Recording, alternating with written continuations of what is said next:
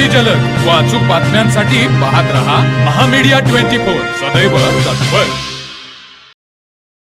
नमस्कार, मी शुभांगी पाटील. महामीडिया 24 मध्ये आपलं स्वागत आहे. पाहूया आजच्या हेडलाईन्स. पश्चिम बंगालमध्ये ममता बॅनर्जींना धक्का. कलांच्यानुसार भाजपची 200च्या दिशेनं घोडदौड. भाजप पहिल्यांदा सत्ता स्थापन करणार हे जवळपास निश्चित. मुख्यमंत्री ममता बॅनर्जी यांना अजूनही विजयाचा विश्वास. मतमोजणीच्या नंतर विजय आपलाच असेल, ममता दीदींनी कार्यकर्त्यांना केलं आश्वस्त. पश्चिम बंगालच्या आसनसोलमध्ये भाजप आणि टीएमसीच्या कार्यकर्त्यांमध्ये राडा. भाजपच्या कार्यकर्त्यांनी टीएमसी कार्यालयामधल्या खुर्ची तोडल्या. सुरक्षा रक्षकांनी सौम्य लाठीचार्ज करत कार्यकर्त्यांना पांगवलं.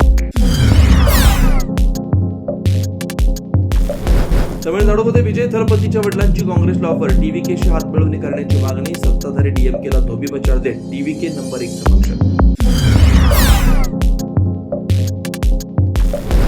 देशामधील डाव्यांचा शेवटचा बुरुज ढासळला. केरळमध्ये कलांच्यानुसार काँग्रेस आघाडी बहुमताच्या पार. काँग्रेस 101 आणि सीपीआय 38 जागांवर आघाडीवर. कलांच्यानुसार आसाममध्ये भाजपाची विजयाची हॅट्रिक. भाजप 95, काँग्रेस 29 जागांवर आघाडीवर.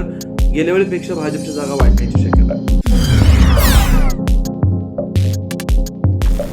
बारामती पोटनिवडणुकीमध्ये देशातील सर्वाधिक मताधिक्य मिळवत सुनेत्रा पवार यांचा ऐतिहासिक विजय. सुनेत्रा पवार यांच्याकडून 2,18,930 इतक्या मताधिक्याने विजयावरती शिक्कामोर्तब. आणि राहुरी पोटनिवडणुकीमध्ये भाजपच्या अक्षय कर्डिले यांचा विजय. राष्ट्रवादीचे गोविंद मोकाटे पराभूत. महामीडिया 24 न्यूज चॅनलला लाईक करा, शेअर करा, सबस्क्राईब करा आणि बेल आयकॉन ऑन करायला विसरू नका.